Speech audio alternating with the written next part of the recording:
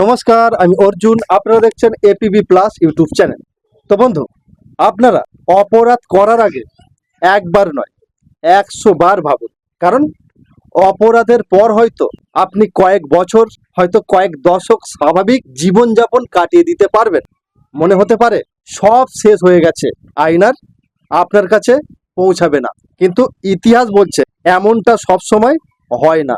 অনেক সময় আইনের গতি ধীর হলেও তার হিসাব একদিন না একদিন মিটবে। আর সেই হিসাব মেটানোর সময় যদি আপনার যৌবন চলে যায়, শরীর ভেঙে পড়ে, বার্ধক্য এসে যায়, তখন আর আফসোস ছাড়া কিছুই বাকি থাকে না। তাই মুহূর্তের রাগ, প্রতিশোধ বা লোভের বশে এমন কোনো কাজ করবেন না যার মূল্য আপনাকে সারা জীবন দিতে হবে। আজ আমরা এমন একটি ঘটনার কথা বলবো যা শুধু একজন 85 বছরের বৃদ্ধকে নিয়ে নয়, এটি গোটা দেশের বিচার ব্যবস্থা, বিচার প্রক্রিয়ার গতি এবং সাধারণ মানুষের ন্যায় বিচারের প্রত্যাশা, এই তিনটে বিষয়কে নতুন করে আলোচনার কেন্দ্রে নিয়ে এসেছে। ঘটনার সূত্রপাত 1992 সালের 10 মে। স্থান বিহারের বৈশালী জেলা। একটি জমি সংক্রান্ত বিরোধকে কেন্দ্র করে সংঘর্ষের ঘটনা ঘটে। সেই ঘটনার জেরে চেষ্টার মামলা দায়ের হয়। মামলায় মোট 5 জন অভিযুক্ত ছিলেন, কিন্তু বছরের পর বছর কেটে যায়, আদালতের শুনানি চলতেই থাকে। সময়ের সঙ্গে সঙ্গে 4 জন অভিযুক্ত মারাও যান। জীবিত ছিল মাত্র একজন, যার নাম দীপ রায়। অবশেষে 2026 সালে, অর্থাৎ 34 বছর পরে, আদালত তাকে দোষী সাব্যস্ত করেন এবং 3 বছরের কারাদণ্ডের নির্দেশ দেন। রায় ঘোষণার সময় তার বয়স প্রায় 85 বছর। এমন অবস্থায় তিনি আর স্বাভাবিকভাবে হাঁটতেও পারেন না। আদালত থেকে বেরিয়ে তাকে দুজনের কাঁধে ভর দিয়ে নিয়ে যেতে হয়েছে।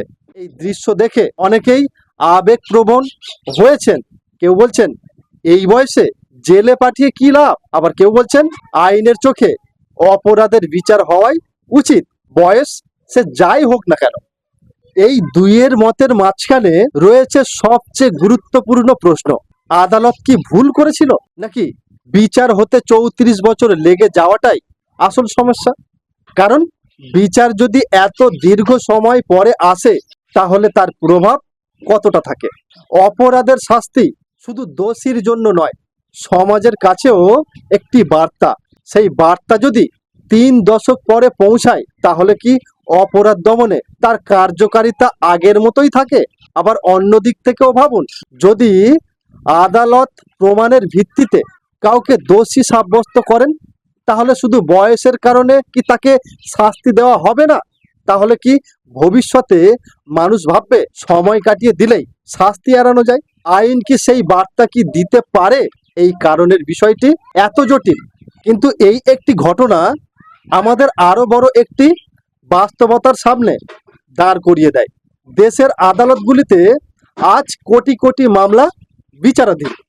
ন্যাশনাল জুডিশিয়াল ডেটা গ্রিডের তথ্য অনুযায়ী দেশের বিভিন্ন আদালতে 5 কোটিরও বেশি মামলা এখনো নিষ্পত্তির অপেক্ষায় রয়েছে।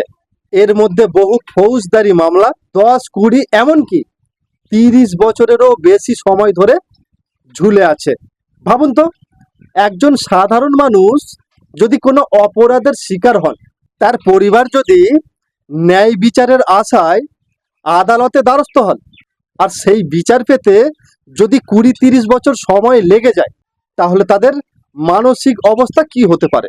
ভুক্তভোগী পরিবার অপেক্ষা করেন, সাক্ষীরা একে একে হারিয়ে যান, অনেকেই মারা যান, প্রমাণ দুর্বল হয়ে পড়ে, আর সময়ের সঙ্গে সঙ্গে মানুষের বিশ্বাসও কমতে থাকে। এই প্রসঙ্গে দেশের কয়েকটি আলোচিত ঘটনার কথাও মনে পড়ে। যেমন পশ্চিমবঙ্গের আরজিকর মেডিকেল কলেজের তরুণী চিকিৎসকের ধর্ষণ ও হত্যাকাণ্ডে গোটা দেশকে নাড়িয়ে দিয়েছিল। লক্ষ লক্ষ মানুষ রাস্তায় নেমে দ্রুত ও স্বচ্ছ বিচারের দাবি জানিয়েছিলেন। মামলার একাংশের দোষী সাব্যস্ত হওয়ার পরও বিভিন্ন আইনি প্রশ্নে ও অন্যান্য বিষয় নিয়ে এখনো আদালতে প্রক্রিয়া চলছে। মানুষ এখনো চাইছেন সত্যের সম্পূর্ণ উদ্ঘাটন হোক এবং আইনের প্রক্রিয়া দ্রুত শেষ হোক। আবার দিল্লির নির্ভয়া কাণ্ডের কথা মনে করুন। 2012 সালের সেই নৃশংস ঘটনার পর দেশ জুড়ে ক্ষোভ ছড়িয়ে পড়েছিল। বিচার হয়েছে, দোষীদের শাস্তিও হয়েছে, কিন্তু চূড়ান্ত দণ্ড কার্যকর হতে বহু বছর সময় লেগেছিল। সেই সময়েও প্রশ্ন উঠেছিল, গুরুতর অপরাধের বিচার কি আরো দ্রুত হওয়া উচিত নয়? উত্তরপ্রদেশের হাথরস মামলাও দীর্ঘদিন ধরে দেশ জুড়ে আলোচনায় ছিল। তদন্ত, আদালতের প্রক্রিয়া এবং বিচারের সবকিছু নিয়েই বড় প্রশ্ন উঠেছিল। ভুক্তভোগী পরিবার বছরের পর বছর ধরে ন্যায় বিচারের আশায় লড়াই চালিয়ে গেছেন। এই উদাহরণগুলির উদ্দেশ্য কোনো মামলার ফলাফল নিয়ে মন্তব্য করা নয়, উদ্দেশ্য একটাই, যখন বিচার প্রক্রিয়া দীর্ঘ হয় তখন সাধারণ মানুষের মনে প্রশ্ন তৈরি হয়। সেই প্রশ্ন আদালতের বিরুদ্ধে নয়, বরং বিচার ব্যবস্থাকে আরো কার্যকর, দ্রুত এবং সক্ষম করার দাবি। আজকের এই বৈশালীর ঘটনাও আমাদের সেই একই প্রশ্নের সামনে দাঁড় করিয়ে দিয়েছে। যদি 1992 সালের মামলার রায় 1997 বা 2000 সালের মধ্যে হয়ে যেত, তাহলে কি সমাজের কাছে বার্তাটা আরো শক্তিশালী হতো না? যদি অপরাধের কয়েক বছরের মধ্যেই বিচার শেষ হতো, তাহলে কি ভবিষ্যতের অপরাধীরা আরো বেশি ভয় পেত না? আবার এটাও সত্য, আদালত আবেগ দিয়ে নয়, আইন, সাক্ষ্য ও প্রমাণের ভিত্তিতে রায় দেয়। তাই কোনো মামলার বিচার দ্রুত হওয়ার পাশাপাশি নিরপেক্ষ ও সঠিক হওয়ার সমান জরুরি। একজন নির্দোষ মানুষ যেন শাস্তি না পান, আবার একজন দোষীও যেন বছরের পর বছর আইনের ফাঁক গলে বেরিয়ে যেতে না পারেন। এই দুয়ের মধ্যে ভারসাম্য রক্ষা করাই বিচার ব্যবস্থার সবচেয়ে বড় চ্যালেঞ্জ। এই ঘটনাটি তাই আমাদের দুটি শিক্ষা দেয়। প্রথম শিক্ষা, কখনো ভাববেন না যে অপরাধ করেও সময় পার করে দিলেই সব শেষ। অনেক সময় আইনের বিচার দেরিতে আসে, কিন্তু আসতে পারে। দ্বিতীয় শিক্ষা, একটি গণতান্ত্রিক দেশের বিচার ব্যবস্থাকে এমন হতে হবে যেখানে ভুক্তভোগী পরিবারকে প্রজন্মের পর প্রজন্ম অপেক্ষা করতে না হয়। দ্রুত, স্বচ্ছ ও নিরপেক্ষ বিচারই মানুষের আইনের প্রতি আস্থা বাড়ায়। শেষে আপনাদের কাছে কয়েকটি প্রশ্ন রেখে যেতে চাই। আপনাদের কি মনে হয় 34 বছর পরে দেওয়া এই শাস্তি কি ন্যায় বিচারের জয়, নাকি এটা আমাদের বিচার ব্যবস্থার ধীর গতির একটি প্রতীক?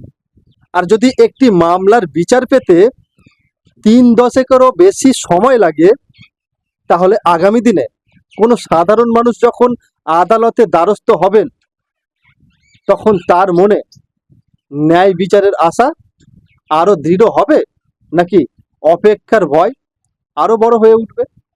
এই প্রশ্নের উত্তর আমাদের প্রত্যেকের ভাবা দরকার।